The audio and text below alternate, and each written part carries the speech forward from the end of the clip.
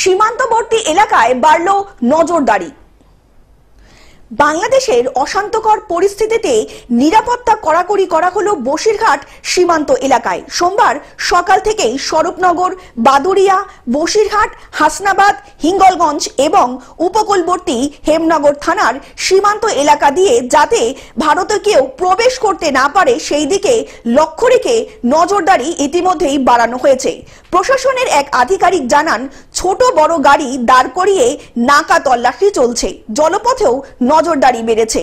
সেতু, সড়ক, school, college, সংশোধনাগার, সরকারি এবং বেসরকারি বিভিন্ন দপ্তরের সামনে দিন রাত পুলিশ এবং বিএসএফ এর জওয়ানরা তল্লাশি চালিয়ে যাচ্ছেন।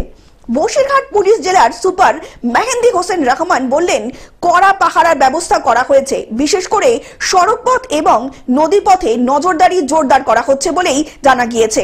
Bureau report, globe news. এখন থেকে গ্লোব টিভি দেখুন আপনার স্মার্টফোনেও। গুগল প্লে স্টোর অথবা অ্যাপল স্টোর থেকে ডাউনলোড করুন গ্লোব টিভি লাইভ অ্যাপ। এছাড়া জিও টিভি অ্যাপ থেকে দেখুন গ্লোব টিভি লাইভ।